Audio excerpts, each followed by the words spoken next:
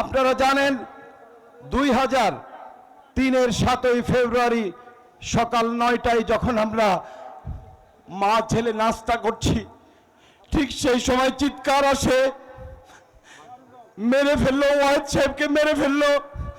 সর্বপ্রথম আমি আমার বাবার কাছে গিয়েছি, আমার বাবার রক্তাক্ত লাশ নিয়ে ছটফট করছে।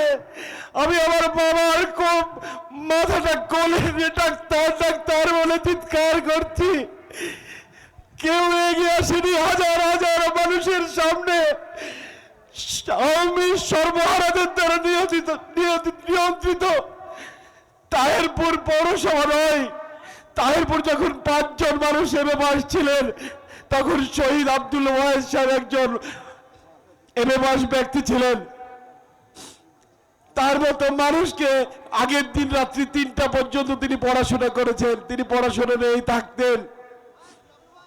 আজকে তার স্মরণ সভা আমাদের মাঝে উপস্থিত হয়েছেন জনাব রিজভী আহমেদ। আমি কৃতজ্ঞতা জানিয়ে শেষ করতে পারবো না, আমার কৃতজ্ঞতা জানানোর ভাষা নেই। আপনি এসছেন, আপনার সাথে তিনি রাজনীতি করেছেন, আপনার সাথে তিনি চলেছেন।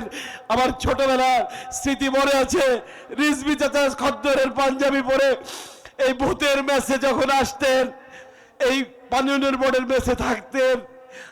আমি দেখেছি তার রাজনৈতিক, আজকে তিনি অনেক উপরে, অনেক জায়গায়, অনেক বড় জায়গায় আছেন। আমার কিছু চাওয়া পাওয়ার ছিল না। আজকে জনাব রিজভী আহমেদ এসে শহীদ অধ্যাপক আব্দুল ওয়াহিদকে যখন স্বীকৃতি দিয়েছেন বাগমারা থানার বিএনপির প্রতিষ্ঠাতা হিসেবে, আমার মতো মানুষের জন্য আর কিচ্ছু চাওয়া পাওয়ার নেই। আমার বাবার যদি ভুল ত্রুটি থাকে আপনারা ক্ষমা সুন্দর দৃষ্টিতে দেখবেন। আজকে আমার বাবার স্মরণ সভা, আজকে রাজনৈতিক বক্তব্যের চাইতে আমি আশা করেছিলাম আমার বাবাকে নিয়ে একটু আলোচনা হবে।